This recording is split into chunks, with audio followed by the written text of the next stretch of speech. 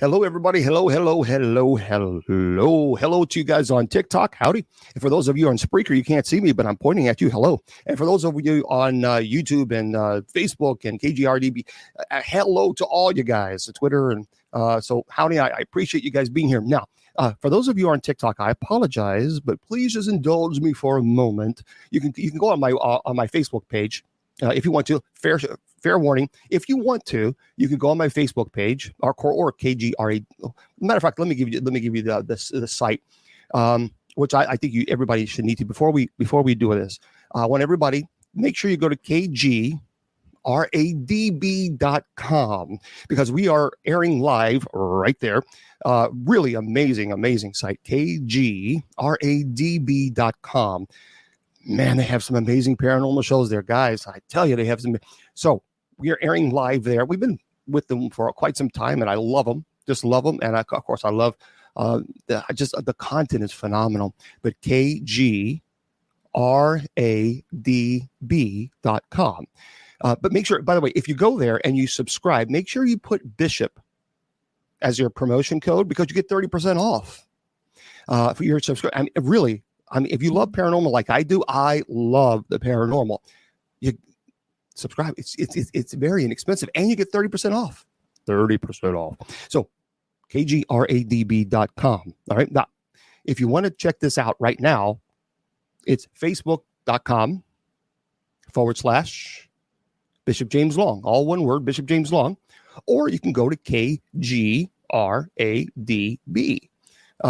Because here's why. Because I want to introduce someone. I think this guy is awesome. Don't tell him I said it because if we do, then his ego, Mr. Producer, but he's a cool guy. He's a cool guy. Bill's a cool guy. I like him a lot. He's one of those genuine. He's just a good guy. And if you ever get to meet him, I haven't met him in person, but of course I always talk to him. People on the TikTok, I start the show before we go live, and I start TikTok earlier. And I'm talking to myself and people on TikTok saying, "Oh, who's he talking to?" I promise you, there is someone speaking in my ear, and that's Mr. Producer. And I tell you what, he popped up today on the screen. I am jealous. Look at this, everybody. Look at this. For those of you on Facebook, YouTube, and Twitter, and KGRDB, of course, if you guys know, but TikTok, you guys don't know, but this is Mr. Producer. This is Mr. Bill. And this is his studio behind the scenes. Bill's I tell you, he's the one that pushes all the buttons, and I am grateful because otherwise I'd have to push the buttons, and I'm telling you, there's no telling where we'll end up. But look at his office, everybody. Take a look at that. You really want to look at it? Yeah. Look, I am jealous of that. Look at that. Look at that. First of all, what is that board? That's the mixer board. 32 channels. You need all those buttons? What? Well, not so much for a live show. There's a few, but if I mic up the drums or anything else, it's good to have. I wouldn't even know where to begin to hook it up. I mean, the wires alone. For those of you who are watching on TikTok, I'm sorry you can't see it, but unless TikTok allows third-party applications like StreamYard to connect, it can't do anything. But hopefully soon, Mr. Producer. But now that you put me on. I'm sorry. Folks, I'm going to put you on the spot now. I have been speaking to the bishop now for over a year on a consistent basis. I cannot tell you the kind of man that does this show. He is so selfless, and of course, it's all at his own expense. What he does for his community, and I'm going to tell him during the height of the pandemic, when a lot of the older elderly priests didn't want to go to the hospitals to perform services as a chaplain, this man that you're seeing on the screen took over the reins of everything. He was doing so much for the community. And that's just one little piece that, because we have a discussion, you have no idea what this gentleman does on an everyday basis. That's why I tell him he's overworking. He does so much, he does not stop. And he doesn't do it for himself. He does it for others. He's a very selfless, humble, you have no idea the kind of person this man is. So I am blessed, and I mean that, and I'm getting my chills. I'm blessed to know you. And I have to say how grateful we are to the medallions and the wrist. Oh yeah. Mom and I, we have them. We love them. And I wish you the best continued success in what you do. Yes, it's great about the paranormal. People should also tune in to your Bible study. Bible studies. And the other work that you do. So again, it is a blessing to know you. And I know that there's a lot of people on the YouTube. I don't know how they feel in TikTok, but I can see the comments, Facebook, YouTube, and they love you. They support you in any way they can. And it is, like I said, you bless a lot of people with what your message is in so many ways. You touch so many people in a positive way. So keep up the great work because it's God's work and there's a lot of people and God is looking over you. Well, I appreciate that, my friend. And I know TikTok. I'm sorry you guys can't hear the conversation, but Bill, thank you very much. I appreciate that. I do appreciate that very much. I do. Let's see. Let's show your, because I interrupted you there with your studio. So if you could show everybody your studio there, folks, I'm telling you, this studio is amazing. Well, I mean, I've got 3 big monitors in front of me. Oh, it's a little difficult to swing the camera around, but this is the mixer. wow. You guys should see this mixer. My Lord. And then over there is the computer that I built right there. That's the supercomputer that I built. That's crazy. I call it the Kraken. The Kraken. It looks like a Kraken. It is the massive. I wish you guys could see that, but it is massive board. Up there that you see lighting up as we speak is the audio interface. Then we've got all the monitors and all the crazy wires, the phone system for KGRA, which we're going to be getting a new one shortly. A bunch of gadgets. It's a lot of toys. Yeah. And then I've got the lights that go around the entire room. And I love that. I'm going to have to figure out how to do the lights. I absolutely love that. Yeah. Then over there, Bishop Long, Travis Walton stayed over my home, and that's his corner right there. The Travis. Oh, cool. Corner. Yep. So Very yeah, cool. This is my work area. This is where I do everything for KGRA and all of you. And like I said, it is an honor and a blessing to produce your show. And I look forward to this every week to be here with you. Well, I appreciate that, my brother. Thank you so much, Bill. Have a great show, and to everyone, God bless. Have enjoyed the show, and see you soon. Have a great Memorial Day weekend next week. Likewise. Thank you, buddy. All right, everybody. So that was, again, for those of you and I apologize for TikTok. TikTok eventually will allow, I hope, third-party applications to connect to them. When that happens, what I'm talking about is like, let's say that you use Zoom or you use StreamYard. TikTok will not allow you to connect to them using StreamYard or Zoom. Now they don't. However, from my understanding, they're working on that. That would be great because then you'll be able to see everything on one screen. I'll be able to, there'll be so much more that I'll be able to do with this show.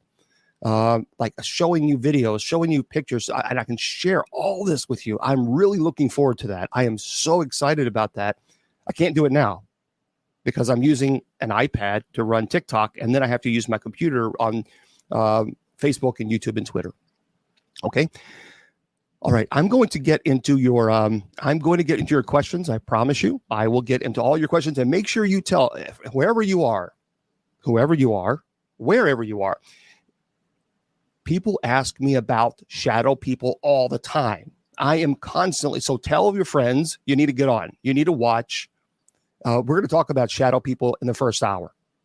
And because there is a lot, well, and for those of you who are offering gifts for the ministry, thank you for that. I sincerely appreciate that. Let me give you a quick update, and then we're going to go right into the show.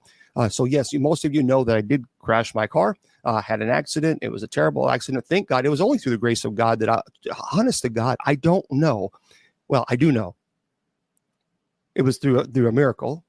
I even now I still cannot believe that I was able to walk away from the accident without even a scratch. Because I hit a rock, and I hit a rock very hard. And I mean, I plowed into that rock, a big rock, overturned it, hit the driveway because it's up above the ravine. And I slammed into that. Of course, I passed out. And we finally now know what it was that caused me to pass out. It was the medicine. When I was very heavy, and I've talked about this before, when I was very heavy, and I was, folks, you may not believe it now, but go back and do a search on Exorcism Live on the Travel Channel. I was with my buddy Chip Coffey. And if you go back and look at those pictures, I was 420 pounds. 420 pounds. During that show, that's how big I was big. I was dying. I was in terrible shape. And so I said, that's it. So I took a year off. I did no ministry. Literally, that's it. I'm not doing any exorcisms. I'm not taking on any demonic cases. I am focusing, because an exorcist must be spiritually strong. My spirituality never wavered, but you also must be physically strong, because it takes a lot out of you physically to perform an exorcism. And I was not physically strong. And if you watch it, if you go back and if you Google Exorcism Live on the Travel Channel, I was, and I look back on these pictures and I think, my God, I look terrible. I really did. And I felt terrible. So I said, that's it. I'm done. Now, at that time, I was in such bad shape. My resting pulse rate, and I'll get into shadow people in a minute, but please just indulge me for a moment. My resting pulse rate, just sitting on the couch, resting, not moving, was between 145 to 155. That was my pulse rate at rest. And my cardiologist said, look, James, you know, your heart's going to give out. I mean, your heart is constantly running like it's running a marathon. Your heart can't sustain that. Not all the time. It needs a break. And so that's it. So of course I was given medicine to lower the pulse, which would save my life. No question about it. But the problem was it was never checked. Now that I've lost all the weight, I walk 4 miles every day, and I'm constantly watching what I eat. And I've changed my entire everything, my whole life. But my pulse was never checked. My blood pressure was really never, hey, let's evaluate this, whether or not you need this medicine or not. So I took this medicine like I normally every day. And that day, my blood pressure apparently was fine. But I took it, lowered it, and I passed out. And that's what happened. And that was scary. That was very, very, literally from 1 minute, I was perfectly fine. Happy, content, good day, beautiful day. I had to run some errands, do some ministry that weekend. So I was looking forward to the ministry that I had to do. Running some errands before I had, to do this. And then I wasn't feeling well. I thought, I got to pull around. I need to go back home. And so as I pulled over and I pulled back around going towards home, it was literally like, oh, I'm going to pass out. Boom. It was just that fast. Instinctively, I turned to the right because I didn't want to go to the left, because if I did that, I could head on collision. So I just immediately turned to the right and I was gone. I was out. Apparently, when I was passed out, I must have pushed the accelerator button, and I went on zoomed, and 3 inches, literally 3 inches from hitting the telephone pole. Had I hit the telephone pole, that pole would have came down, because I was going pretty fast, apparently. So anyway, that's what happened. And yes, Yvette, we can see. So that's what happened. And but I'm here. I'm alive. And I'm blessed. And so a lot of people have helped. And I appreciate that very much, because I use my personal car. I use my personal car for my ministry car as well. And people know that I've never charged for 20 years. Never have, never will. But I use my personal items to get to people's homes. And sometimes I travel 10, 12, 14 hours to get to people's homes. And I still don't charge them. Never have, never will. But, and people always tell me you should never charge. But, well, okay. So when I don't charge and then something like this happens, I can't be expected to never charge people and then also be expected when I have an accident somehow to just write checks out to when I have accidents. I just think that's expectations. That's unfair, because I don't get paid as clergy. We do this for 100% free. So what I'm trying to tell, if you want to go to, and if you want to help, I would greatly appreciate it. And so would the people that you are helping. So you can go to bishopjameslong.com, bishopjameslong.com, scroll all the way down, and you'll see a little button for ministry expenses. And the ministry expenses are very expensive. Usually on an average of a trip, if I have to go 5 or 6 hours away, I could easily spend $1,000 to $1,500 per trip. Because you got to get a hotel room. Sometimes I'm gone for an entire week. And if it's a long distance, then I have to rent a car. So it's usually between $1,000 to $1,500 per trip. Don't charge. And the ministry usually in a week, on a good week, we might generate between $50 and $60 a week. So think about, $50 a week times 4, that's $200. So that doesn't quite get even close. So, but anyway, if you want to, that would be great. And I would appreciate that very, very, but yeah, and especially now that gas is so expensive, that's really killing me yet. So bishopjameslong.com, scroll down to the bottom, and please make a donation to the ministry expenses. I tell people all the time, I can't do this without your help. I just can't. I wish I could, but I can't. And until I win the lottery, I just have to keep pushing and keep asking. Okay. Yep. Does he read any of the comments? Yes, I do, Charlotte. But keep in mind, and I want everybody to please understand, I'm getting questions from Facebook. I'm also getting questions from YouTube and Twitter. People are also sending me messages on Messenger and Twitter, and then you guys are asking me questions too. So just keep in mind that I'm getting slammed with questions from a lot of social media outlets. It's not just TikTok. So please be patient with me. I'm not, yes, I try to read them as much as I can.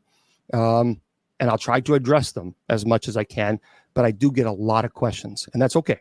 I appreciate you guys being here. Shadow people. Oh, thank you very much, Yvette. So, shadow people. Let's talk about shadow people. Keep in mind, yes, I'm a bishop.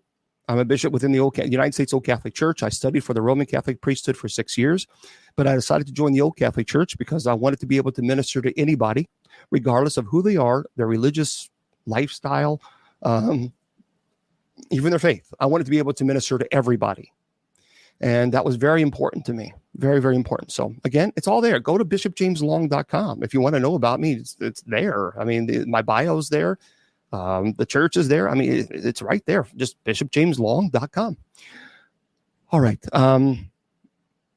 Skinwalker Ranch. I would love to be able to speak to people who've either been to the Skinwalker Ranch or perhaps own it. I would love to be able to speak to them. I'd like to get that. Actually, maybe one day, since Bill knows Travis Walton, that would be amazing to get Travis on. I would love to interview him. I've met him a couple of times. Really nice guy. Really, really, really nice guy. All right. I appreciate all you guys being here. But remember, the second hour, we're going to go into the demonology, possession, but I really want on this hour, let's try to stick with maybe shadow people. Because I want to know, for those of you who are investigators, or maybe you're at home and you know that you saw a shadow. You saw one. And you clearly saw it crossing over from room to room. I'm curious, how many of you, I'd love to go to New Orleans. Man, I would love to go there. But I haven't had a chance yet, but I would love to. How many of you have seen shadow people? If you have, just say, yep, my nephew is a shadow person. He's upstairs. Oh, wow. You saw one in your room? I do. I saw a shadow. He was standing. I've experienced with shadow people. Yep. Oh, so Diane says no. Alicia says yes. Yes, I think. Mimi, yes. Wow. Yes. Clearly, from what I'm seeing, the majority of people have said yes.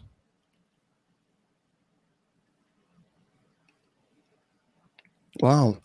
You guys can't see, of course, all the on Facebook, YouTube, and Twitter. You guys can see it, but on TikTok, it is just yes, yes, yes, yes, yes, and then weekly.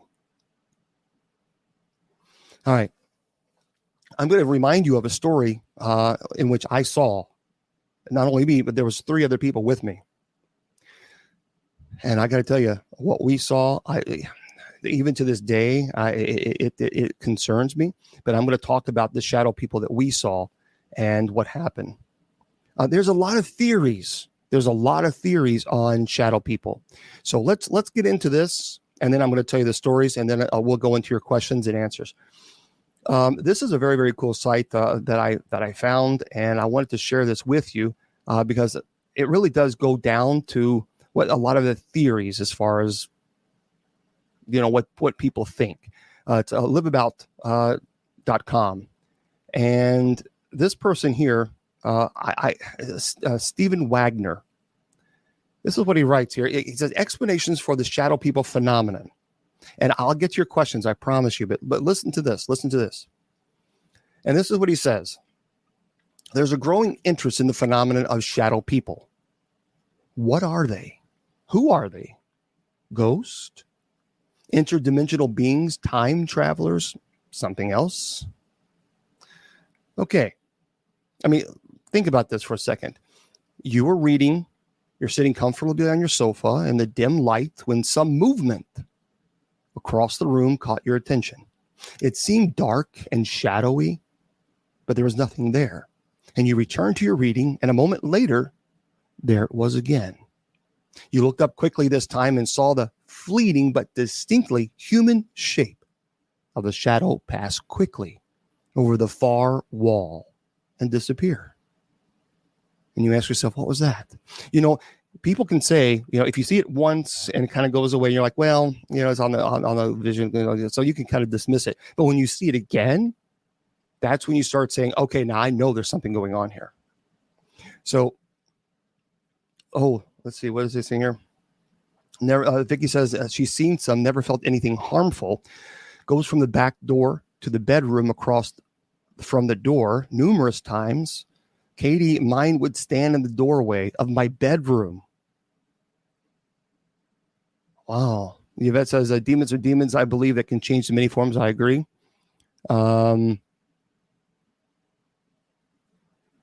Repent, man. I do repent. Accept Jesus as your Savior. Jesus is my Lord and Savior, and I appreciate that. Well, thank you very much. I appreciate that. D5. I'm not a star, my friend. I'm just. I'm clergy. So thank you, but thank you for being here. I appreciate that. Thank you. My dog looked at the hallway at the same time when one time we saw. Oh, wow, your dog too. Mine shadow like a bouncer. Two at once, warning me to be nice to my dead brother. Oh, wow. There's a lot of them. Tell them. Well, my goodness gracious. Tell them. Well, tell them what. Keep in mind, I have Bible study every Sunday and every Wednesday. I talk about Christ all the time. I mean, it's pretty clear that I'm a Christian. So I teach Bible study for 2 hours on Sundays and 2 hours on Wednesdays. So I'm here. I've been doing it now for quite some time, talking about Christ and talking about the Bible and talking about the history and talking about culture. Come on, folks. You got to give me some credit in here, Mr. Come on, not TikTok. So, yeah, I certainly do. But thank you. Yeah, Emily, I certainly will. That's right. So Frank says, I saw them several times, but when I was a teenager, got into some things, shouldn't have, and my whole room filled with them one night. Ooh, terrifying situation. And they were so black, they stood out in the dark. Katie, I got rid of mine, but he flung me from a 4-wheel, and I broke my arm, and the hand shoved me right off. Wow. That is crazy. Are you teaching real or modern Christianity? Well, I understand the question. When I teach Bible study, I have studied extensively the history of the Hebrew culture. It's very important to understand the historical context of Scripture. Very, very important. You have to understand the history. Otherwise, you can take Scripture out of context completely. And so I go into deep conversation about what was going on when these passages were written. To whom was it written for? Why was it written? So that's what I do. I'm a passion. I have a very deep passion of that. You have to understand the historical context. So I go into that very History is, I love history. Love history. But folks, we got to stay on topic here. And topic is shadow people. Sunday, if you want to talk to me about theology, let's do that on Sunday. Let's do that on Wednesday. Just like when on Sundays or Wednesdays, when people ask me questions about the paranormal, I don't answer them because I keep them separate. Sundays and Wednesdays are dedicated to theology and the Bible and Christ, of course. But Fridays is devoted to the paranormal. So let's stay focused and stay on task here. But if you would like to ask me questions about theology, please. I'll be more than happy because I've got so many questions from people asking me about paranormal questions that this is really the only time that's dedicated to the week that I can answer them. So Sundays and Wednesdays, come on by. I'd be more than happy to entertain all theological questions. Let's continue. So it says, this guy's the great author. He says, was it a natural shadow that you saw, your heightened imagination, or a ghost? Maybe it was something that seems to be a spreading phenomenon, apparitions that are coming to be known as shadow people or shadow beings. Perhaps this is an old phenomenon with a new name that is now being discussed more openly, the author says, in part thanks to the internet and I think also to the paranormal shows. And I think people ask me a lot, do I regret being on all the paranormal shows that I've been on? No, I don't. I don't know. I mean, when I did Ghost of Interest, first of all, Zach is my friend. I know I've known Zach Bagans. I've known Zach for quite some time. I like Zach. He's a good human being with a big heart. He is very dedicated with helping and funding animals that are abused and neglected. He's a really good guy. And I know some people, whether you like him, but still, I'm telling you the Zach that I know. And I think the paranormal shows is a double-edged sword because some people will watch these shows and then they'll go out and do things that maybe they shouldn't do. But also it gives people a platform to know that you're not alone. You're not alone. And when you think that you know you're hearing things, you know you're seeing things, you know that you're seeing shadow people. But before this was taboo, right? I remember, growing up in, this is a new phenomenon, and you got to understand, people didn't talk about seeing ghosts or shadow people or demons. It just wasn't, because if you did, people would think, oh boy, yeah, you're one of those people. Okay. And people didn't talk about it. But now I think the shows have helped because it gives people a visual to know that, number one, there's a lot of people out there, guys. I'm telling you, I have blessed thousands of homes. I cannot tell you how many homes I blessed through the years. In 20 years, I'd have to go through my massive list of database. Thousands of homes. And I can tell you, I've blessed doctors' homes, lawyers' homes, police officers, soldiers, teachers. I mean, you name it. All professions. The judges. Literally, the people from the spectrum, from A to Z. And a lot of people are very uncomfortable to talk about it because they want to be listened to. They want to be taken seriously because they know that what they're experiencing. Well, that's interesting. They know what they're experiencing, but they just don't know. They can't define it. So shadow people. So he says here, or maybe it's a phenomenon that for some reason is manifesting greater frequency and intensity now. And I think it is because people they're recognizing that this stuff does exist. Because it does. Now, look, let me just say this, and I want to get this out right now. Okay, let's just get this out. Having an opinion does not make it a fact. So let's make that very clear. If you have an opinion, that doesn't make it a fact. I am telling you, as a person who has been to thousands of homes in 20 years I've been doing this. And I've been in the paranormal for 35. I've investigated so many places. I can tell you what I have seen with my own eyes. So I'm not giving you an opinion. I'm telling you what I've experienced. Because a lot of people will admit, no, there's no such thing as ghosts. Nope. And then I said, well, how many places have you investigated? None. So then you're just giving an opinion based on no facts, no data to back it up. I have a master's of education. I have a master's of business. So if you're going to project a statement to me, then I'm going to say to you, and how do you define that? Where are you getting these facts? There's no such thing as ghosts. They don't exist. Okay, well then, where do you get this information from? And how many places have you investigated? I'll talk about what I saw. I promise you. I will get there. I will get there. I promise you. So let's get into this because I think we need to finish this. Those who, and this author says, those who are experiencing and studying the shadow people phenomenon say that these entities almost always used to be seen out of the corner of their eyes, and very briefly, right? Have you ever experienced this? But more and more people are beginning to see them straight on and for longer periods of time. So I can, as a skeptic, first, if someone says, well, I'm seeing people, the shadow people out of the corner of the eye, you can logically say, well, okay, but that's peripheral vision. That could be something that you might mistake. You can, on those cases, I think it's fair to say you can be kind of critical. However, if someone is telling you, I saw this thing straight on and it was there for 1 to 2 minutes, well, that's no longer peripheral vision. You're seeing this straight on.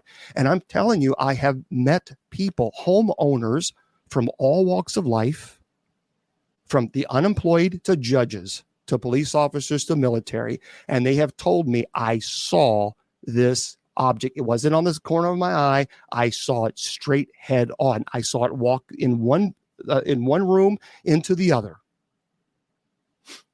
So, I mean, it's interesting. All right. So I think we can't just immediately dismiss this. So the mysterious sightings have become a hot topic of conversation in paranormal chat rooms, in shows, message boards, and websites, and it is given widespread attention on the paranormal talk radios. It certainly has, just like this one here. And for those of you who are liking the video, I appreciate that. Make sure you push that like button, like on TikTok. Let people know that we're here. Thank you very much. And thank you for the gifts on TikTok too. I appreciate any gifts. Okay. So several theories have been offered as to what shadow people are. So what are they? Where do they come from? Who are they? What's their origin? Well, let's talk about some theories that are out there in the paranormal community. Okay. I'm going to present the theories and you can come up with the theory that you think makes best sense. Okay. The first theory is the critical theory. It's a figment of your imagination. So the explanation we get from skeptics and mainstream science, and that's fine, who are usually people who have never experienced shadow people, the phenomenon. It's nothing more than the active human imagination. That's what they say. It's our minds playing tricks on us, our eyes seeing things in a fraction of a second that isn't really there.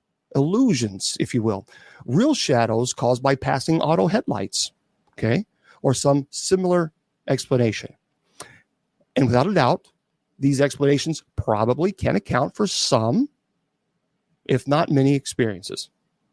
The human eye and mind, they are easily fooled, but can they account for all cases? No, they cannot. And I can tell you, because if you are sitting there and you're looking at this shadow and it's during the day, well, obviously there is no car headlights coming through your house in the middle of the day. And you see this black shadow coming from here, crossing down the hallway, which I've had a case where they have a video where you can see this black shadow walking down the hallway. And it's in the middle of the day. And they have it on camera. So this is not something that it's a figment of your imagination. You see it. It's right there. So some people say it's ghost. And thank you for the likes. Thank you. So to call these entities ghosts demands first a definition of what we mean by ghost, the author says. But by almost any definition, shadow people are somewhat different than ghost phenomenon, whereas ghost apparitions are almost, they say, this author says, a misty white vapor-like or have a decidedly human form and appearance. Shadow beings are much darker and much shadow-like. So in general, although the shadow people often do have a human outline or shape, because they are dark, the details of their appearance is lacking. That makes sense. This is in contrast to many ghost sightings in which the witness can describe the ghost's facial features, the style of clothing, and other details. That's a human apparition. A full body apparition is very rare. Very rare. What I mean by full body apparition is when you are able to see with your own eyes and maybe even with a camera, you can clearly make out the human form. You can even see the facial features. You can see the clothing. I had a situation like this before. Let me tell you the story very quickly. And that's one theory. The theory that shadow people are ghosts. Listen to this. So at the Gates of Hell Cemetery, which we're going to return to in just a second in the next story. The Gates of Hell Cemetery is in Kentucky, which I named it the Gates of Hell Cemetery in 2003. It was an old abandoned cemetery and nobody even heard about. But me and a friend were there, and we were investigating, and we were coming home. And on the way home, I was driving down the road, speed limit 65, 70, whatever it was, and we were just talking about the experience that we just had. And I remember looking over here to my right to look at him briefly, and we both saw, he was looking at me, and his face turned pale as white. We both saw a little boy, about 10 years old. He was clearly sitting right in the middle of the car, and his arm was on an armrest, and he was doing this, just listening to the conversation. We saw everything. I saw his face, his hair, the clothing. It was a full body apparition. Of course, that startled me, and I immediately pulled over to the right and slammed on my brakes. And of course, I'm focusing where I am. Then we turned back, and he was gone. But I know we both saw this. We both saw this 10-year-old kid just sitting with the armrest, just listening to the conversation, just like that, just listening to the conversation. And that was crazy. I mean, that was, when you see a full body apparition, man, that is intense. That is intense. And as an investigator, if I see a full body apparition, I'm going towards it. No, I went in the military. Okay. It looked like his clothing was from like the 1890s or so. He didn't have a hat or anything like that on, brown hair. We clearly saw him. So the one theory is that the shadow people are ghosts. Another theory that many of you may agree to is that these shadow people are demons, or perhaps even other spirit entities. So let me explain this. The dark countenance and malevolent feelings that are often reported in association with these creatures have led some researchers to speculate that they may be demonic in nature. If they are demons, we have to wonder what their purpose or intent is in letting themselves be seen in this manner. Is it merely to frighten us? It's a good question. I can tell you, as an exorcist, as an investigator, I have seen shadow people that 1,000,000% came with a feeling of intense oppression, dread, the smell of sulfur, religious objects being desecrated. It really intense, overwhelming oppression. But I've also seen shadow people where that feeling was not there at all. At all. I didn't feel threatened. There was no feeling of intense dread at all. So I'll talk about this in just a second. And I'll give you my theory after I want to present these theories. Another theory, and this is very interesting. Now, just bear with me for a second, because some of you are like, okay, that's just crazy. Now, hold on. Just some people say that they are astral bodies. So let me explain this. This is another theory. So one theory suggests that shadow people are the shadows or essence of people who are having an out-of-body experience. Now, according to Jerry Gross, who's an author, he's a lecturer, a teacher of astral travel, we all travel out of the body when we are asleep. Perhaps this theory says we are seeing the astral bodies or these images of these twilight travelers. Now, I know that people are going to immediately say, well, that's just stupid. That doesn't make sense. And they'll be skeptical. And I get it. I understand that. I do. But, sorry, I missed that. But I don't think we can immediately dismiss that. I don't. Because there is a thing, there is something in the military that you may or may not have heard of. It's called astral projection, or remote viewing. Now, for those of you who don't know, remote viewing was actually used by the military. Did you know this? Google it. You can find it. It's online. Remote viewing. They actually, and some people say they still do it, but matter of fact, they even had a department on remote viewing. I'm trying to see if on remote viewing. So I don't know if we can, and remote viewing is the whole purpose of you being able to project your mind on an image that's far away, and then you give details of what you see. There are people who have said, and who work with the military, who have said that remote viewing was done to try to find Osama bin Laden. So, matter of fact, there's an individual, I forgot his name. He actually was in the military, and he actually worked in the military as a remote viewer, taught people how to do that, and he does it now. So he actually can teach you how to actually remote view. And some of these, I can't explain it. But some of these things are, well, here's what they do. Here's how they test you. So the teacher, or I forgot the term, well, they'll draw something, or they'll have a picture of something. Let's say the Eiffel Tower, okay? And they'll put it in a big envelope. You can't see through it. You can't look at it. They'll put it in an envelope. They'll put it on the table. And so what the teacher will do is they will say, okay, now I want you to project, to remote view, and tell me what picture is in that envelope. Here's what's very interesting. In one session that he did, he had 10 students. 8 were able to draw what appeared to be an Eiffel Tower. Folks, I can't explain this. And this guy's top notch. This guy is not a fraud. He's not a flake. He is really legitimately and respected in the field. So he's not going to sit and lie about it. I can't explain it, but 8 out of 10, I don't think we can kind of dismiss that. So get this. So that's what some people say, it's out of body experiences that we're seeing. Some people say there's a theory that they are time travelers. I'm really I'm having a hard time believing in time traveling. So the theory, another theory, is that people from the future could have found the means to travel back to our time. However, they are able to accomplish this incredible feat, perhaps in that state.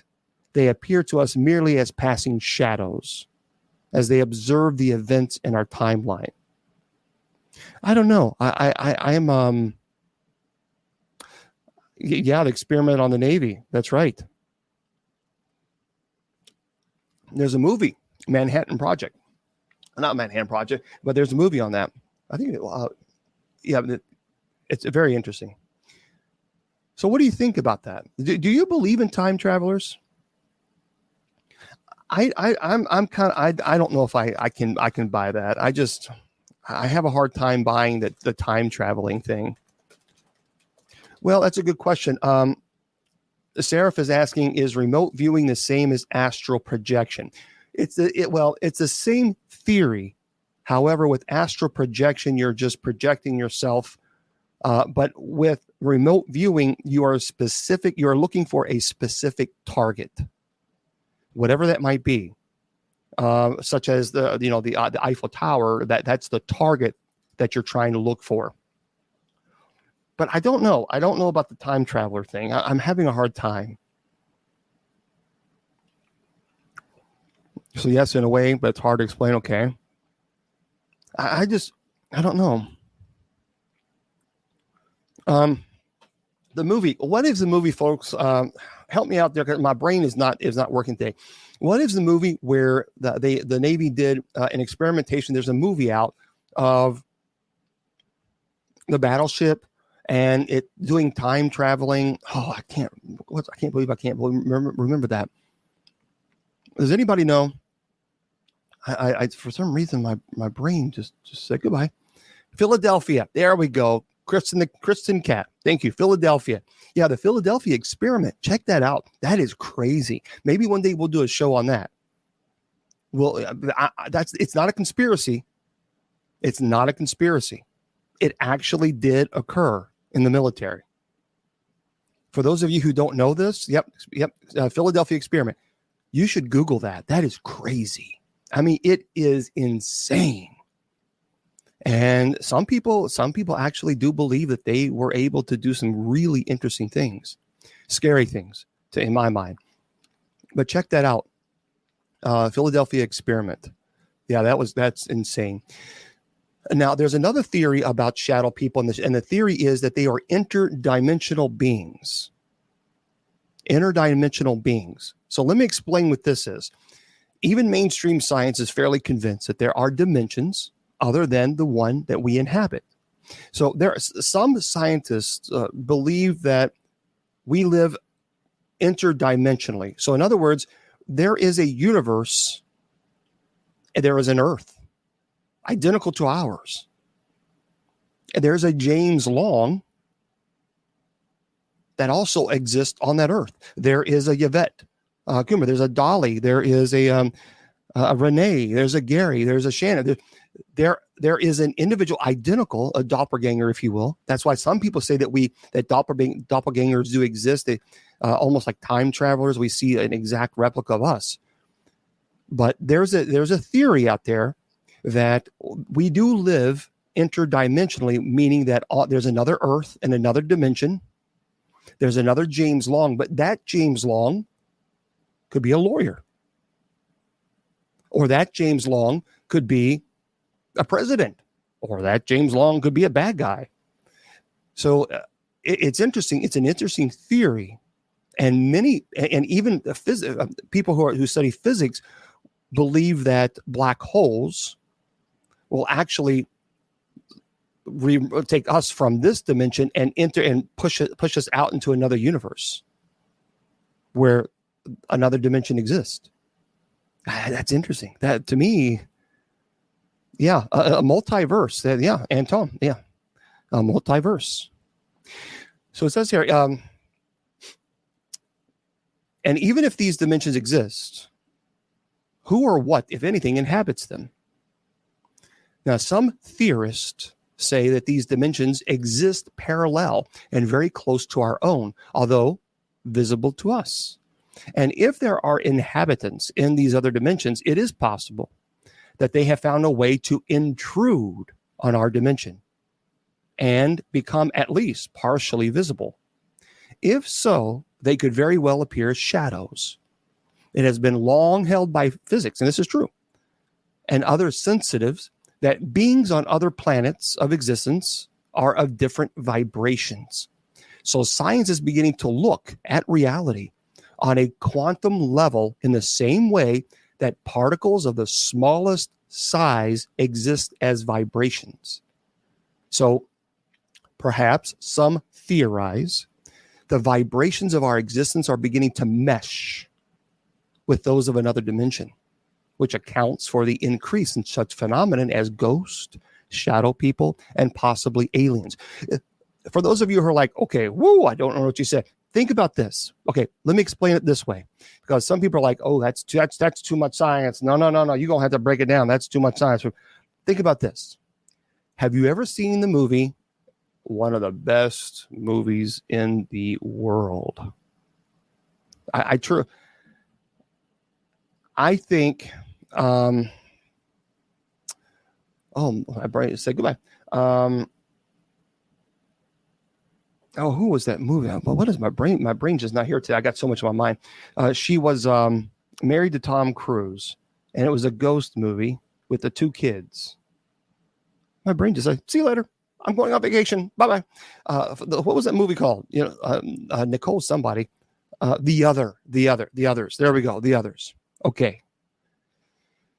Think of it like that. Thank you very much. I appreciate that. Think of it like The Others. So again, hopefully I'm not ruining this movie because some of you may not have seen it. But I'll just say, well, I don't want to ruin it because, it's been out for a while. It's been out for a while. So that's the only way I can explain it is tell you. So the others stars Nicole somebody, and she had the 2 kids. And all of a sudden they start experiencing weird things happen in their home. Doors opening, piano playing, things of this nature. And they actually were convinced, Nicole Kidman, thank you. I love that movie. They were convinced that their home was haunted. But there's a twist at the end, isn't there? And for those of you, you may not have seen it, I'm not going to ruin the twist because it's an older movie. It's not a brand new movie. But yeah, I mean, this is very similar to that interdimensional thing where the ghosts who think they are alive are actually the ghost. Man, that's crazy. Interstellar. I did see that, but it was kind of at some parts I was like, I was like, okay, woo. Yeah, if you haven't, I agree with you. Purple Rose. If you haven't seen the others, watch it. It is phenomenal. Now, some people, when they talk about shadow people, they say they're aliens. So it says here, this author says the alien abduction phenomenon are so bizarre that it's no surprise that extraterrestrials are suspects of as the shadow people. Abductees have reported in many cases that the alien grays seem to be able to pass through walls and closed windows and to appear and disappear abruptly, among other worldly talents. Perhaps, too, and thank you very much, perhaps, too, they can go about their alien agenda disguised in the shadows. There's a good deal of overlapping among the above ideas, of course. Aliens and ghosts could be interdimensional beings, or aliens could be time travelers. And some believe demons are responsible for all these disturbing phenomena. I have heard quite a few people who actually believe that these things are aliens. I have friends that are absolutely convinced that they have been abducted by aliens. We did a show on that, as a matter of fact. And they talk about how they appear as shadow people. And then you can see the grays, for those of you who don't know, the grays are usually the smaller ones, 4 feet tall, so 4 or 5 feet tall. And they are the ones allegedly to abduct and do experimentation. Okay. And then some people say, the author says it's just simply a mystery. There's no way to prove or disprove any theories about a phenomenon that is so mysterious, that happens so quickly without warning. Science finds it virtually impossible to catalog or study such phenomena in any methodical way. All we can do, the author says at present, is to document personal experiences and try to piece together what the shadow people phenomenon might be. Perhaps it's an old mystery becoming more recognizable. Perhaps it represents a doorway to and from other different planes of existence. Perhaps they simply are just shadows. Great article. Have I been hurt? Oh, yes. Yeah, I've been hurt in investigation before. As a matter of fact, when I was in Ghost Adventures at Bobby Mackey's on the 2nd episode, well, I was doing, and this actually happened exactly where Zach went under on the 3rd episode. But I was doing my investigation. Is anybody here? What is your name? What is your purpose? That kind of thing. And it felt like a flame torch that someone had put right under my hand. And I immediately, what's going on here? Yeah, that's kind of weird. We're having trouble streaming to Facebook. This may be an issue on Facebook. It is possible to stream with the leader. Well, that's weird. Huh. I just got a notice that on Facebook and on, it must be a Facebook issue. Sorry, everybody. That's weird. It's buffered for a bit, but it's okay now. Yeah. I don't know what's going on there. Apparently Facebook and Facebook must be having some problems with, it's glitching on YouTube as well. Okay. Yeah, I don't know why. I was sorry. I just got a notice here that Facebook has some problems, and YouTube. Well, maybe the Men in Black don't want this. I'm going to do a show. I'm going to do a show on the Men in Black because that is one of the most mysterious things in the world. And I'm going to do a show because there have been people who actually have seen and experienced Men in Black, the real Men in Black. And I'm going to do a show on that. So, yeah. I know. There are some crazy technical issues with Facebook is having some issues, and I don't really know what's going on, but we're still here.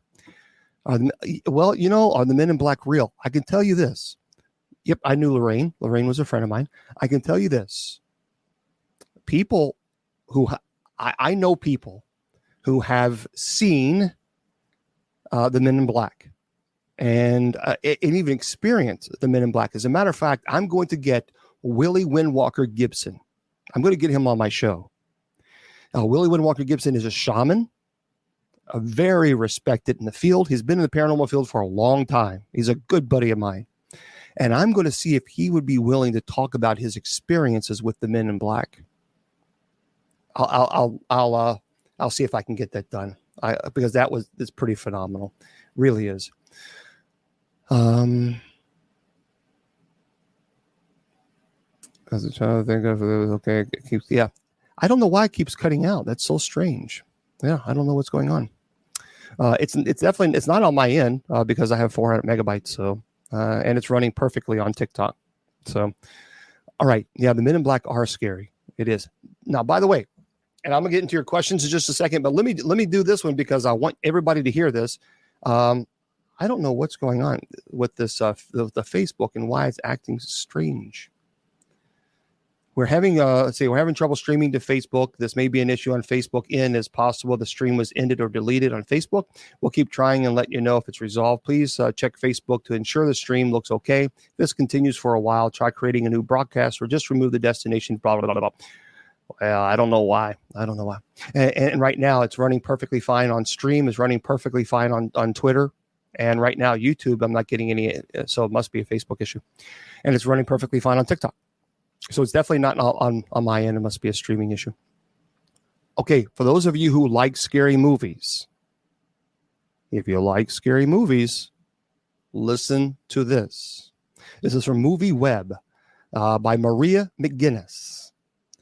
These are the most anticipated horror movies of 2022.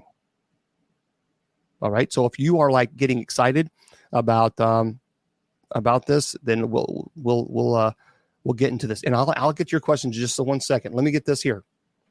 2022 has already been an impressive year of horror movies with Scream, Texas Chainsaw Massacre starting off the year, and luckily there are still several interesting features to come. Now, last year was also a great year for the horror genre. 2021 saw movies like The Old, The Conjuring, The Devil Made Me Do It, and the Fear Street trilogy and Candyman remake. Now, this year, we'll also see a few remakes and sequels, like the long-awaited Hocus Pocus 2. I cannot wait for Hocus Pocus 2. Can't wait. And the remake of Stephen King's Salem's Lot, which was originally released on screen in 1979. I remember that one, and is based on the book of the same name. There will also be another installment of the popular Evil Dead franchise, Evil Dead Arise. Now, there will be a lot of new original material this year to get excited about, like Olivia's wild Don't Worry, Darling, which is a psychological thriller about 1950s suburbia, starring Harry Styles and Florence Pugh, or Pug, or David Slade's Dark Harvest, which is based on the novel of the same name by Norman Partridge. Now, while several of these highly anticipated horror flicks are set to release during the fall, fittingly around Halloween, now is a great time to get excited for what's to come and read about some of the most anticipated horror movies to hit screens in 2022. So here we go. If you're excited about scary movies, listen to this list. The Black Phone.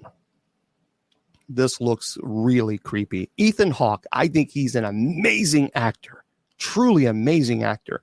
The Black Phone is about a 13-year-old boy who gets kidnapped by a sinister masked killer, Ethan Hawke, which is interesting because Ethan, it's interesting. It'll be interesting to see him in this role, and is kept in a soundproof basement. And there's a disconnected phone on the wall in the basement that starts to ring and connects the boy with the voices of the killer's previous victims, who wants to help him escape. The movie will be directed by Scott Derrickson, who did Doctor Strange, with co-writing with screenwriter and film critic Robert Cargill. It's based on a short story by Joe Hill. Joe Hill is Stephen King's son. So that's going to be, and Jason Blum and Blumhouse Productions, which that should be very, very good. I've seen the previews to this. Intense. This looks intense. The next crazy movie, Men. So the horror drama Men is about a young woman. Her name is Jessie Buckley, who ventures out into the English countryside for some self-care and personal time when she discovers something or someone in the woods is stalking her. Alex Garland wrote and directed the movie with A24 aiding in production. He did Hereditary. The trailer depicts a very creepy, unsettling plot that looks ripe with twists, turns, and depths that's recognizable with A24 Productions. By the way, that's May 20th, today. Pretty cool. This one, now, I am a fan of Halloween. I'll tell you right now, I'm a fan of Halloween. And I promise you, after this, I'll get to your questions. I promise you. Halloween is, I've always loved Halloween. But now we have Halloween Ends. And here's what I don't, okay, as a fan of Halloween, I don't think Halloween is going to end. It makes far too much money. It makes way too much money. Universal Pictures and Blumhouse is not going to get rid of Halloween. As long as it continues to generate income, it ain't going nowhere. So what I'm saying to you is if something, I don't know, I have no idea. I don't know how it ends. But if Michael Myers blows up and you think, no, then that's it. It's done. There won't be ever a Halloween movie. Let me give you a little bit of a teaser. There's going to be another Halloween movie. I mean, remember in Halloween 2, Michael Myers' doctor basically blew him up. Remember? Shot him in the eyes and then blew him up. And in the very end, we see him completely engulfed in flames. Well, there was a Halloween 4, wasn't there? So I'm just going to tell you, this is not the end. This is not the end. So here, but this is basically Halloween End. I'm looking forward to it. Halloween Ends is the 13th and seemingly last installment in the Halloween franchise created by horror master John Carpenter. It follows the 2018 reboot Halloween and the 2021 sequel Halloween Kills. Will be directed by David Gordon Green, who is also responsible for the other two films in the reboot trilogy. Now, Halloween Ends will pick up where Halloween Kills left off and put Laurie, Jamie Lee Curtis, and Michael Myers against each other for a final showdown. Jason Blum is on board for production, and the movie will feature writers who worked on the recent prequel, like Danny McBride. Now, Michael Myers has been terrorizing audiences since the debut of the Halloween 1978, which I remember. Several sequels and reboots have been released over the years, some better than others. Viewers will have to wait until Halloween Ends theatrical release. By the way, Halloween Ends October 14th to see how and if the franchise comes to an end. That franchise ain't going to come to an end. Michael Myers makes too much money. No. He ain't. That's right. He ain't going down. Look, Michael Myers might blow up, but let me tell you something. They're going to have science to put them back together again, like a Frankenstein. I'm just saying. This next one is Salem's Lot. I remember. Do you remember Salem's Lot? I remember that movie. That's an intense movie. It really, truly is. It's an intense, crazy movie. So listen to this, everybody. I think this is going to be very interesting. Salem's Lot is one of Stephen King's most notable classics, indeed. It was adapted on screen once before, 1979, received rave reviews from critics, labeling as one of King's best adaptations. I'm sorry. Later in 1987, the sequel, Return to Salem's Lot, debuted, but it really didn't give a lid.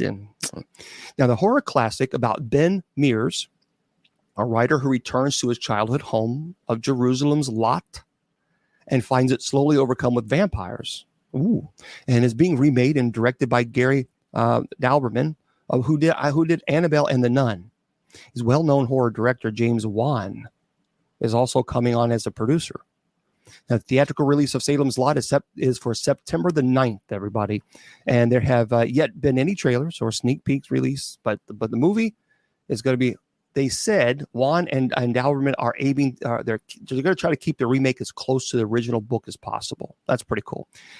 Number 3, yep, it's live, Jason. The next one is Nope.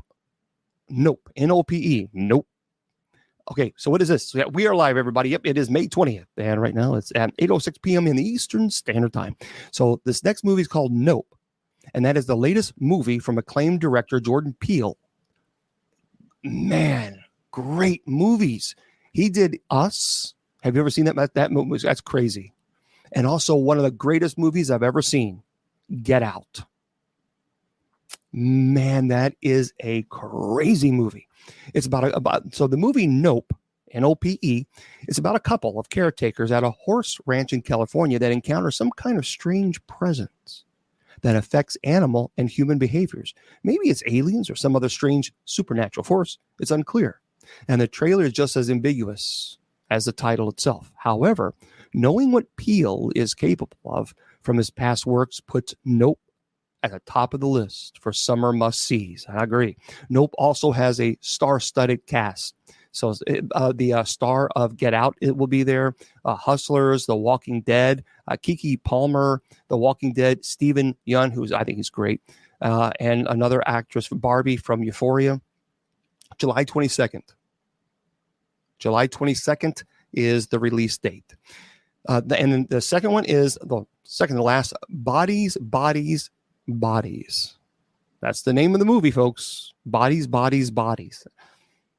don't know about.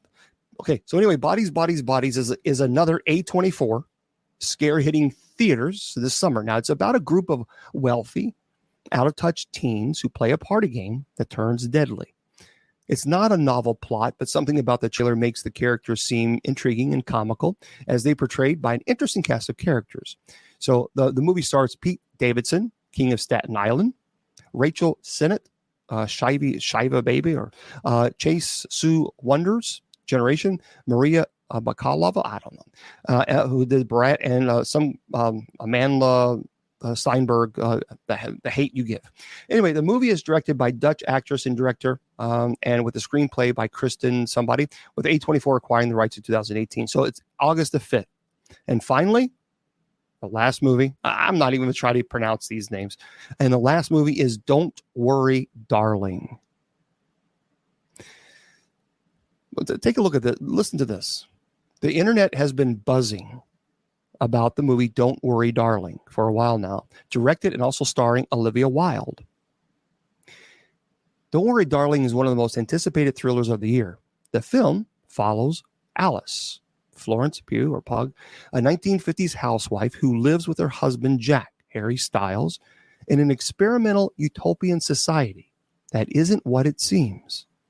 You see, the trailer is both incredibly detailed and vague at the same time. It spotlights some of the phenomenal acting, cinematography, and music to look forward to, yet it doesn't give much away as to what the movie is really all about. This is what makes it so enticing. The screenplay and story was written by Katie Silberman, Carrie, and Shane Van Dyke, with productions from New Line Cinema and Vertigo Entertainment. Don't Worry, Darling will premiere in theaters September 23rd and will be available, by the way, for streaming on HBO Max shortly after. Now, from my understanding, they don't have information whether or not any of these movies will be streaming on the weekend that they're released. Like, I know the Halloween was on one of the streaming sites. I can't remember what it was, but when it was the weekend that it was in theaters, it was also streaming live on one of the platforms. I know, like King Kong versus Godzilla, it streamed live on HBO Max. So, but anyway, there we go. That looks very, very. Yeah, we don't have any information yet on Hocus Pocus. There's a lot of. They're really keeping tight lip about that, and I understand that because it's kind of like, You got to be very careful about that. But from my understanding, it is the same women in Hocus Pocus 1. From what I've been told from some friends, they are going to be Bette Midler will be in there, Serica, Jessica Parker will be there, and Kathy Najimy she was still that's what I've been told. But again, it's kind of like you got to take it for what it is. Hocus Pocus. By the way, let me just tell you, this is from U.S. News, and on Hocus Pocus by Johnny Mackey.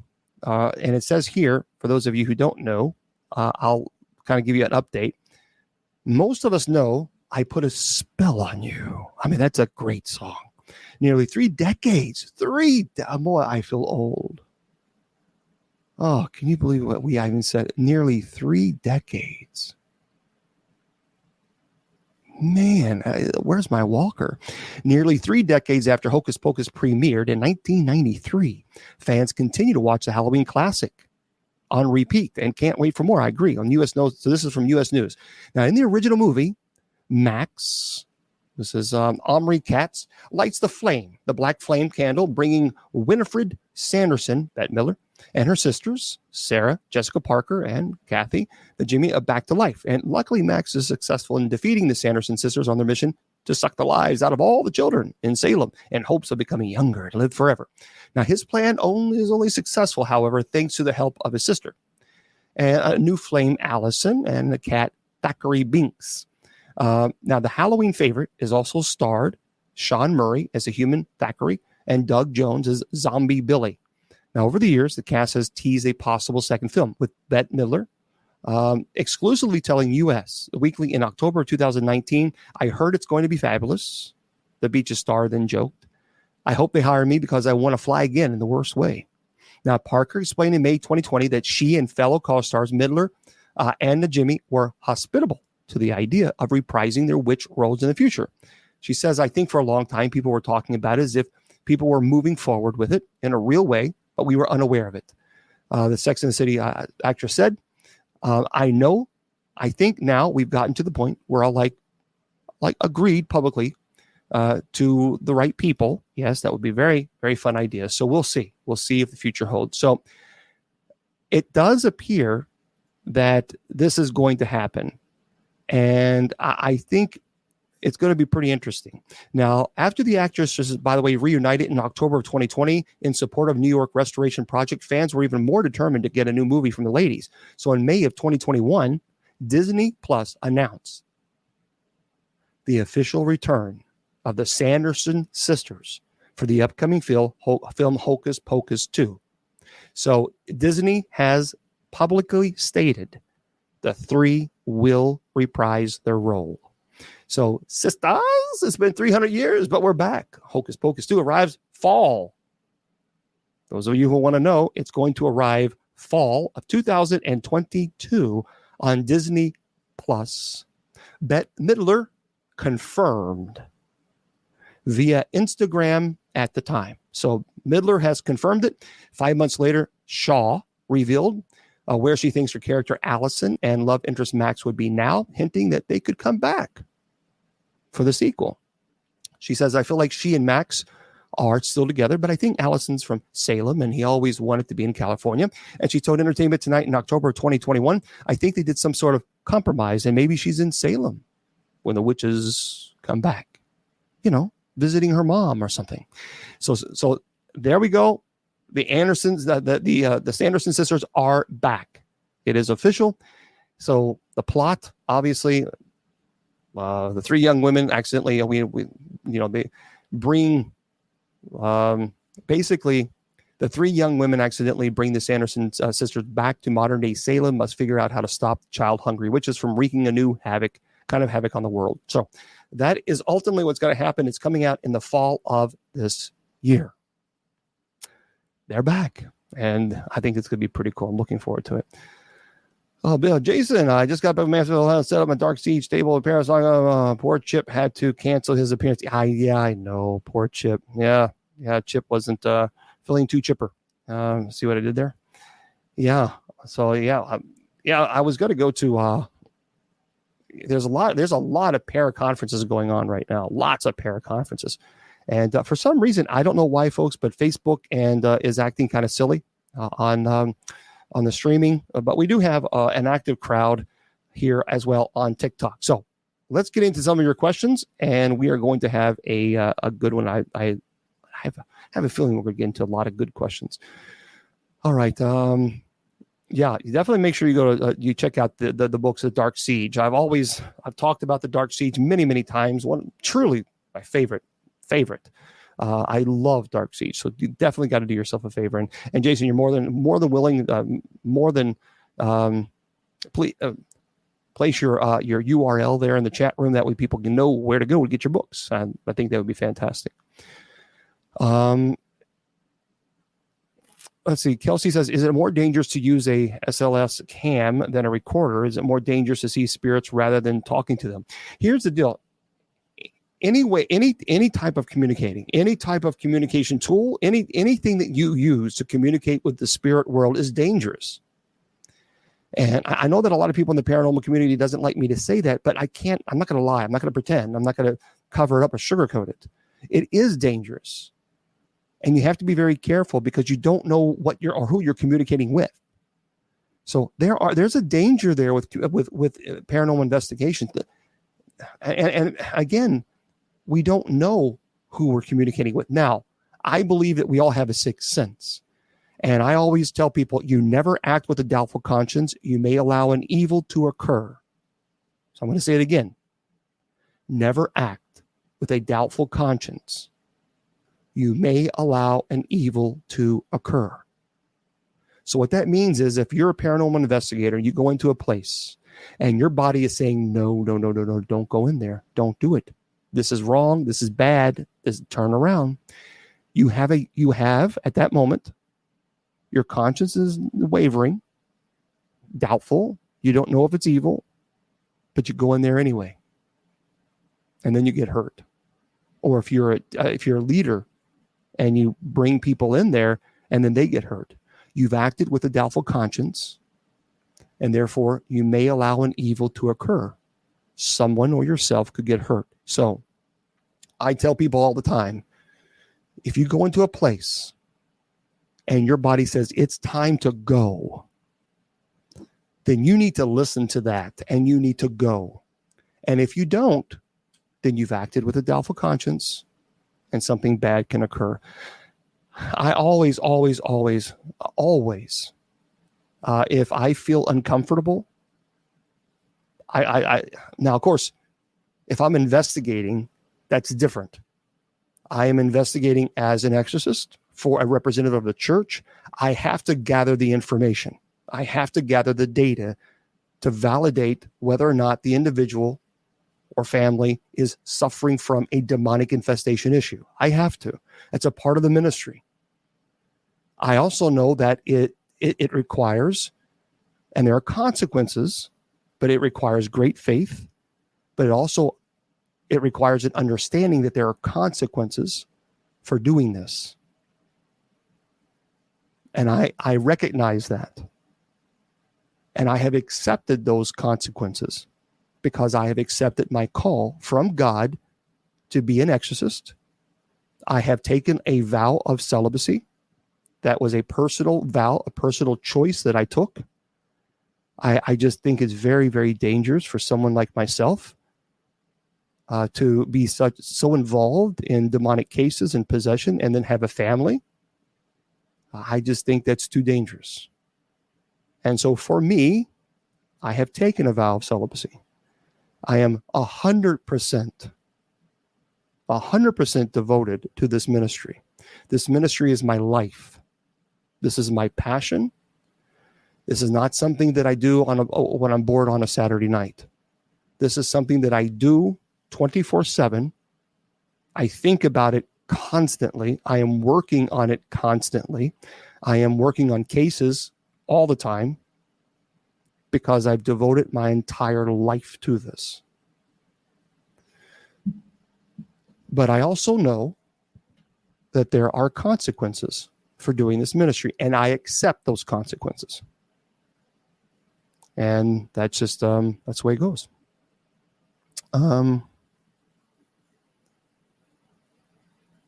Yeah, well, yeah. Well, Trisco, I'm curious. Do you have to tell the police if someone admits to a crime? Well, yeah. If someone admits to a crime, you need to report that. I don't know all the legal jargons. I'm not an attorney, so I mean, I'm just giving you my personal advice as clergy. But if someone tells you that they've committed a crime, and you refuse to acknowledge that or tell them, I mean, you don't want to be charged to an accessory to the after the fact, because there is a charge. That's what I know. That's one thing that is called accessory after the fact. So you don't want to be charged with that. So yeah, if someone tells you or that they've committed a crime or certainly something that is dangerous, you need to report it. People ask me all the time, what am I like in my private life? Let me tell you, it was the funniest thing. I was flipping through the channels of the other day, and the episode Hank Hill, not Hank Hill, but what is it called? The Hill, I don't know what it's called. But the character's name is Hank Hill. It's a cartoon. And I thought, King of the Hill. Thank you, Rose. And I thought, man, James, that's you. because really, I mean, if you want to know the type of person I'm like, when I was watching his mannerisms and just some of the things, it's like that's like it's like you've got to get out more. So Hank Hill. No, I've never been to the Westerfield house. I would love to go. I have not been to. Unfortunately, I haven't had the opportunity to do a lot of investigations because I'm very busy at the moment. Things are calming down now, but I've been very, very, very busy with hospital ministry. Very busy, and that's volunteer work because a lot of chaplains won't do it. They because of COVID. So and there's a lot of chaplains are older as well. Many are senior citizens, and they just they were frightened of COVID, and we were massively short on chaplains. So I've been really busy with chaplaincy. But now that things have kind of calmed down a little bit, I would love to get back into investigations because I miss that. I miss it. Do I think I could write a scary movie? No, I don't think I could write a scary movie, but I know who could. Jason McLeod. Because as a matter of fact, I think Jason has written a scary movie. If you have not read his book, you need to do it. The Dark Siege. You need to do it. All you guys, seriously, you guys need to do it. If you have not read it, this is a book. I mean, well, it's Dark Siege. There's 1 and 2. But man, it could be an amazing movie. It could be amazing. I'm the type of person when I read something, I sometimes get easily distracted because the phone rings or this. But I couldn't put that book down. I couldn't. I would read it and like, okay, man, it's 2:00 in the morning. I got to get up at 5, and I'm like, but I don't want to stop. I got to go to the next chapter. And it's hard to grab my attention like that because I'm thinking about, I got to do this, don't forget about this. But Dark Siege, it could, if there's any producer, if you're an executive producer, you need to contact Jason McLeod. And you need to read the book. And you need to produce the movie. It would be phenomenal. Phenomenal. I think so. It's scary. And by the way, it's based on a true story. That's what's even more amazing about the movie. It's based on a true story. It's called Dark Siege. Yep, it's based on a true story. I have read both of the books. I've even written some reviews on it. Jason has asked me to write some reviews, which I did, and I've talked about the books. But it's called a Connecticut Dark Siege series book. It's Connecticut's Family Nightmare. And you can go on Amazon and get the book. I'm telling you, it's truly amazing. It really is. You're obsessed with Twilight? Well, if you're obsessed with Twilight, of course, this is demons, but yeah, pick it up. Well, is it Isa? Let me tell you something. If you are, you need to contact Jason McLeod. He was in here. He was in a Facebook. He was in the chat here earlier. I'm telling you, the way he writes, the way Jason writes is so descriptive. It's not difficult to imagine the scene. It's very easy. And when you're reading it, you can actually picture what's going on in your mind, and you can actually see it. I mean, the way he writes it, brilliant. Well, that's great. Well, then, do yourself a favor, Ms. Suarez. Check out Jason McLeod. You can scroll up, and he's, matter of fact, there he says, "Hey, Bishop, I just got to Mansfield, Ohio, and set up my Dark Siege table at Parapsychon." So, yeah, check him out and do yourself a favor. Get with him. The book would be, I'm telling you, this would be phenomenal. Yeah, the movie would be great. A demonic possession. I've always liked The Rite. I think The Rite is the best, the absolute best. But I also think Dark Siege. But if you're talking about possession, you want to actually experience. If you want it, here's what I think. Because you're talking about movie. So Dark Siege is not a movie yet, but I think it will one day. The Rite with Anthony Hopkins, you can't go wrong with that. It truly is one of the best movies I've ever seen, because it gives you a perspective from the Exorcist perspective. And it's based on, I don't know why this is happening. It's based on Father Gary Thomas, his life. And I've had him on the show before. He's pretty phenomenal. Pretty phenomenal. Yeah, I don't know why it's kind of bent like that. I hate that. It's cloth. I don't know if I did even do it. That's good enough. But anyway, The Rite. I would strongly suggest The Rite.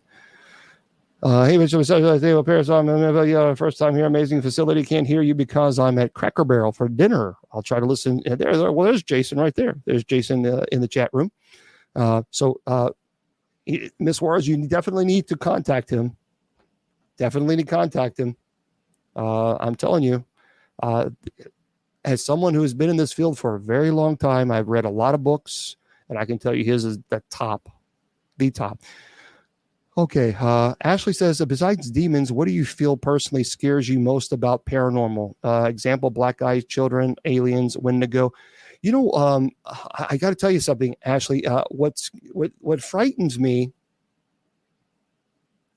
is the experience that I had at the Gates of Hell Cemetery. And for those of you who have been following me, I know a lot of people are brand new here, so allow me to just indulge me for a moment.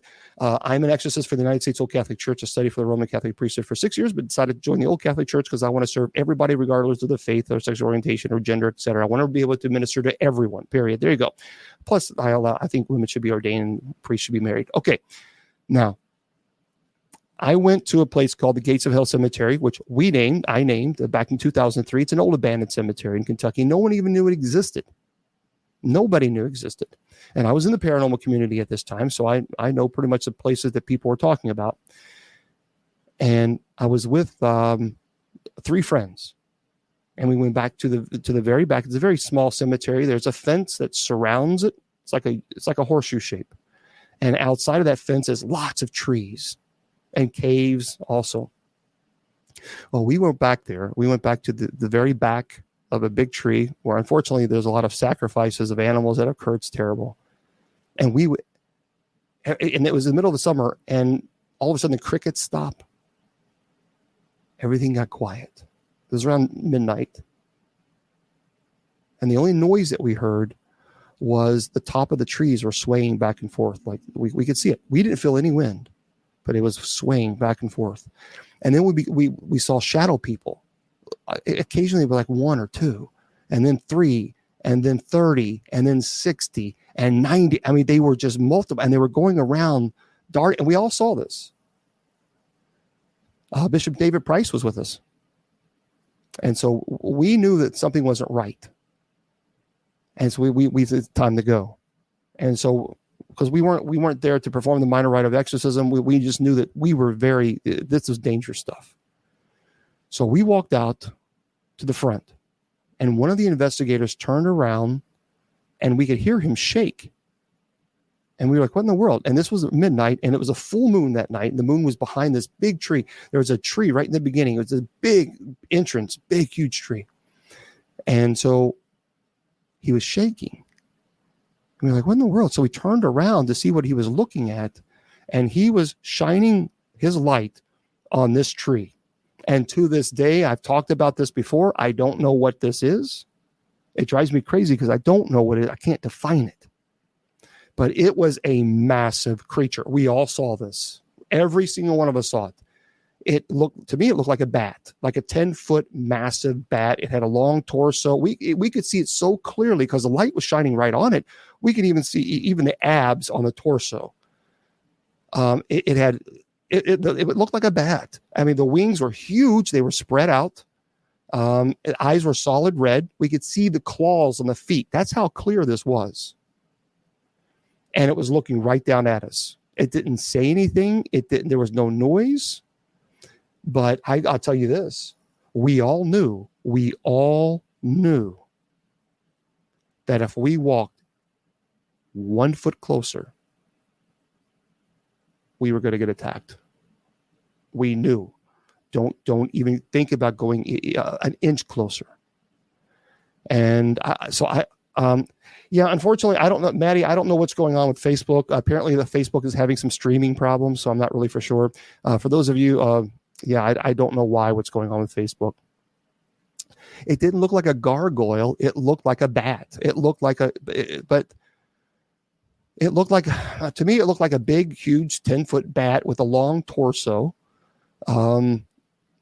I don't know. I don't know what that was. Mothman. Many people say Mothman, but I'll tell you that night, and also on that night, we saw behind that tree, we saw something. I don't know what it was, but it had green fluorescent eyes, putrid smell. It was horrible smell. It was on the outside of the cemetery, but it would like look up and then scrouch down. And this thing was 10 feet tall. I mean, the eyes were kind of like, I would say like this far apart, but it would scream and then go and then hide behind a tree and then peek out like this and look up. I have no idea what that was. I have no idea, but we all saw it. And then when I got home, I took my little, at that time, she's now resting in heaven, God rest her, Kylie. She was my little angel. She was my little fur baby. So I took her outside. It was pretty late. And outside, right across the street, there's an open field. But there's like bushes. You can't see past that. And it was late anyway. So I took her outside to do her business. And I tell you what, I've talked about this before. I'll never forget it. I've heard screams in exorcisms. I've heard multiple pitches at the same time.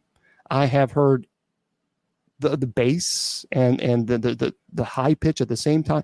I have never in my life heard a bass deep growl like this. To this day, this is how I've described it. It's like putting one of those big bass speakers, you know what I'm talking about, and you plop it right on my back, turn the bass full, turn it all the way up, and imagine you hear a deep, and that's what I could feel it in the chambers of in the chest. I have no idea what that was. But I knew that I didn't want to know what that was. And I grabbed Kylie. She was doing her business and she stopped, but I grabbed her and I said, nope, no. That was actually right outside my home. Well, when I got home after I saw this creature in that tree at the Gates of Hell Cemetery, that's when I grabbed Kylie. I said, nope, we're going inside. No. And that's what happened. We went inside and, that growl, I'll never forget it. That deep growl, man. Oh, it felt evil. Yeah. Let me tell you something. That creature in that tree at the Gates of Hell, it was pure evil. We knew there was no question. It made no noise, but we knew that if we went 1 inch closer, we were going to be attacked. And I've been on George Norrie. I've been on Coast to Coast quite a bit. But yeah, it was crazy. It was. Do they think that they're projecting your mind? No, we actually saw it. I wasn't the only one that saw it. There were actually 3 other people with me that actually saw it. Kylie she was doing her business, and I was like, okay, Kylie, come on. And then the growl, and she stopped. She just froze. So I grabbed her, and we like, nope, we're going inside. Whether you're done with your business or not. I mean, she just kind of froze. So we both heard it, but the growl, man, I don't know. I agree. American Road Warrior says, I suspect the thing in the tree wanted you to leave and never come back. I agree. We call it I put a term on it. I put a name on it just so I can label it. And to me, it was like a gatekeeper. That's what I termed it, whatever that is. But I still don't know what it is. Well, see, I talked about in the first hour. I talked a lot of theories on shadow people. Here, shadow people, I don't think is just one thing or group. I don't think we can say shadow people are just ghosts, or shadow people are just demons, or perhaps shadow people are just interdimensional beings. I think shadow people are all the above. Because I have experience as an exorcist for the church, I have seen dark shadows in a building that, let me tell you something. The hairs stand on the back of your neck. That fear of extreme oppression and dread, the sick feeling in your stomach. I mean, the sulfur smell, everything that it checked every box on demonic infestation and demonic presence. And I've seen the shadow people or shadow entity in this case. And it was no doubt affiliated with demonic, no doubt. But I've also been in places like Waverly Hills, or I've been in places in homes where I did investigations and it's not violent. The activity wasn't violent in nature. But doors would shut, and the simple things as far as, and I say simple, but I guess that would frighten anybody. But for an investigator, as an exorcist, those things don't scare me. As a matter of fact, when I get into a home and I start investigating and I see a door open by itself, I'm like, oh, that's cool, and I got to figure out why that door opened. So I go right to it. Let's go to work. This is fun. But now, of course, when we're talking about demonic, that's a different nature. That's a different beast altogether. But I have seen, like, for example, at the gates of Hell Cemetery with all those shadows, I don't know what they were. But I do know that every single one of us felt that sense of dread, that sense of, you better get out of here. So I have to say that could have been demonic in nature. So my day has been very, very, very, very, very good, Robert. Thank you so much. Well, yeah, you're right. Kitty had said that MUFON, Minnesota, said shadow people are commonly co-reported UFO anomalies. And matter of fact, I mentioned that in the first hour as one of the theories.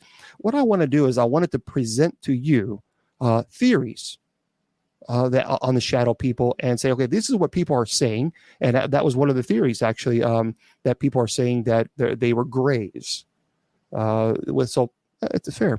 I'm curious. I am curious. Shadow, how do you get rid of a person?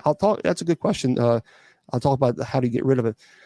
But I am curious. Let me write this down because I really want to know. I want your input. Your input is very important to me. I don't want this just to be me coming up with every topic. I want your input too. So I would love to know, besides demonology, besides demons, besides possession, because I already talked about that in the second hour, what other topics would you like for me to present on within the paranormal world? We talked about ETs. We've talked about Bigfoot and vampires. We haven't really done werewolves, but I'm curious. I would love to know. I would love to know what your thoughts are. So, astral projection. Okay. If you want me to present something on angels, Leprechauns. Oh, that would be interesting. We done Skinwalker. Spirituality. We do that on Wednesdays, Sundays and Wednesdays. Jinns. Sleep. Actually, I did a big topic once on sleep paralysis, but I think I might do that again. Ooh, succubus. Yeah, I talked about succubus before, but I think we will be doing that again. Succubus and incubus. Witches. Matter of fact, I just did a black-eyed children. Yeah, I just did that. Trolls on internet or reptiles. Yep. There's a lot of people who think that there's certain people who are reptiles. Padre Pio, angel encounters. Yep. Disembodied voices. I'm just writing these down. That way I'll have them so I can look at it. The vampires. Yeah, we kind of did the vampires, but I'll do it anyway. Laura, okay. Folklore intersects with religion, vampires, prophecy. Well, on Wednesdays I've been teaching Revelation for the past 3-4 months now. Chupacabra. I think that could be a good one too. Stigmata. Yeah, we did witches and witchcraft. Yep. Religion intersects. Okay, shape shifters. So I just wanted to get your opinion on this. Talking in tongues. We could do that on Sunday or Wednesday. Children voodoo. Oh, I might make some people mad. Angels. Yeah, a lot of these are dealing. We're going to be doing near-death experience. I did a near-death experience, a big thing on that, but I think I might do another one. Okay. Yeah. NDE. Yeah. I did I did a couple shows on near-death experiences. Dream analysis. Okay. I actually have several books that I could actually bring that could teach you about. If you dream about this is what this means. If you dream about that. So I have a very, very good book that a psychologist friend of mine wrote. So we could do that. Yep. Jinns and kind of jinns. Okay. Reincarnation. Actually, I just did reincarnation.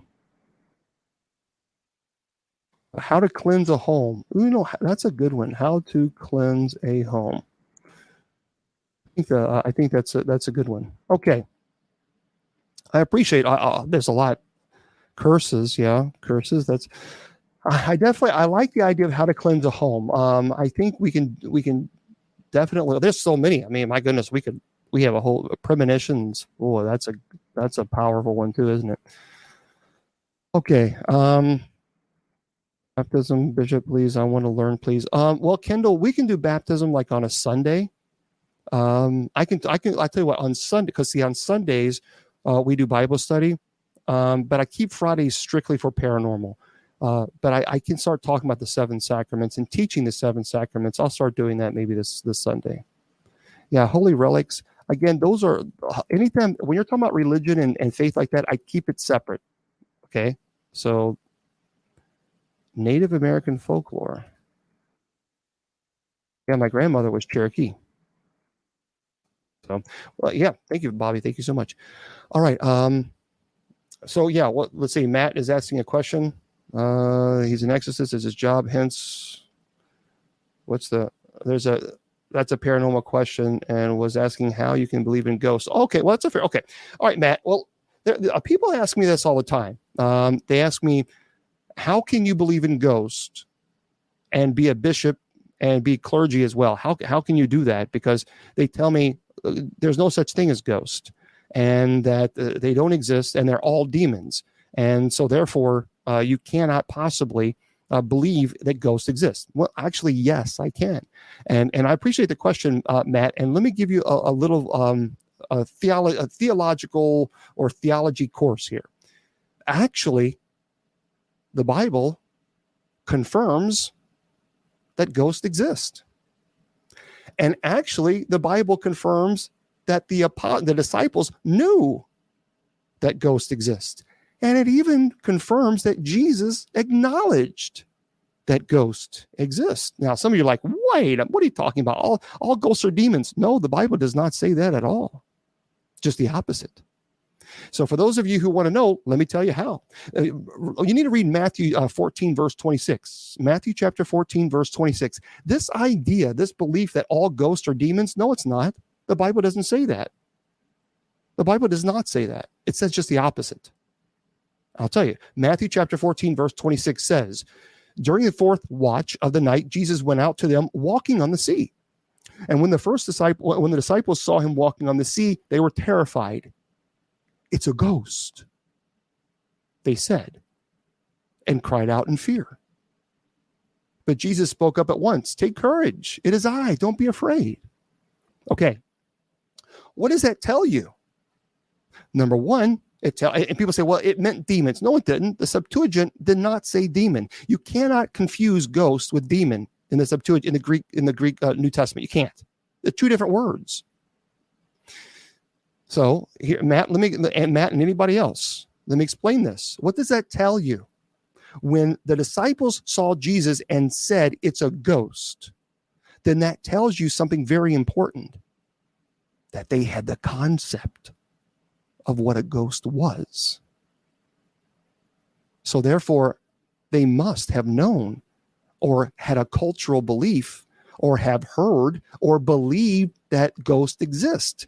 Because if they didn't believe that ghosts exist, they wouldn't have shouted out it's a ghost. Because if ghosts did not even exist during their time, they would not even have the concept of a ghost. So logically, by deductive logic, by just logic period, it tells us that the disciples had the concept of what ghosts were. They understood what ghosts were, and they thought Jesus was a ghost. Also, Luke 24, verse 36 through 51. Another example that Bible talks about how the disciples understood or had the knowledge or belief of what a ghost was. It says in Luke 24, 36, 51, while Jesus' disciples were talking about what had happened, Jesus appeared and greeted them. They were frightened and terrified because they thought they were seeing a ghost. But Jesus said, why are you so frightened? Why do you doubt? Look at my hands and feet. See who I am. Touch me and find out for yourselves.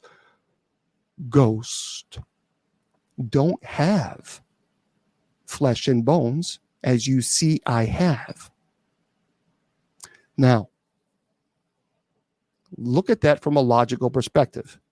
If ghosts did not exist, Jesus would have said to them, guys, don't be silly.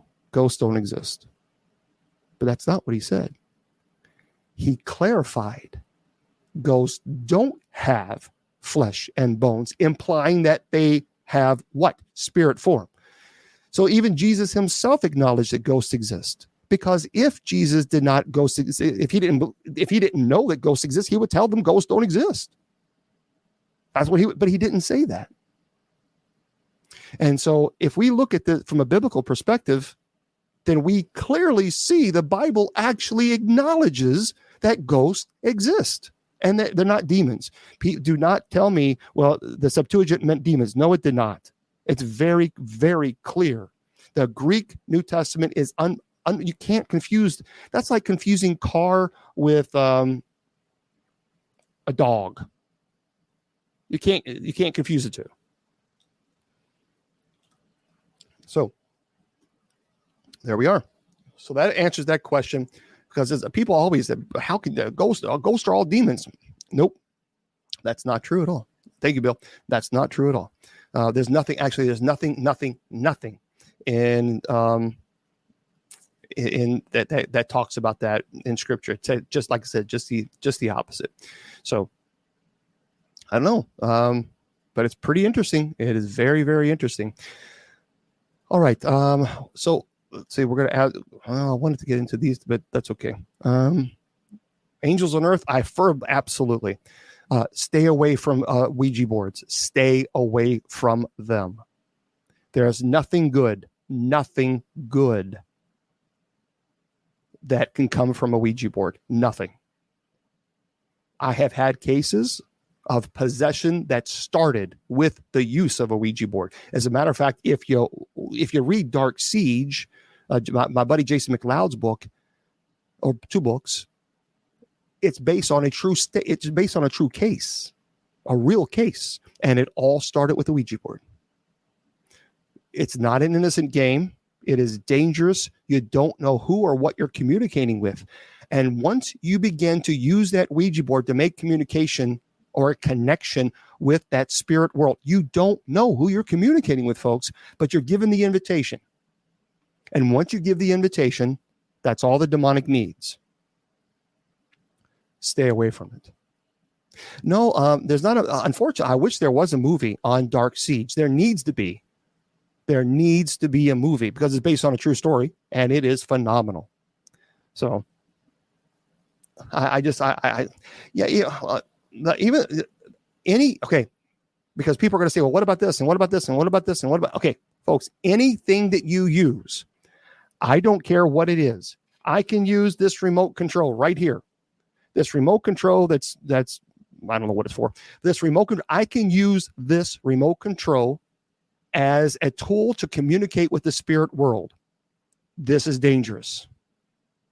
Now, I'm not using this obviously as a tool to communicate. The creators of this didn't intend to use this to obviously to communicate with how. So, for example, I put it on the table. If there's a spirit here, can you move it?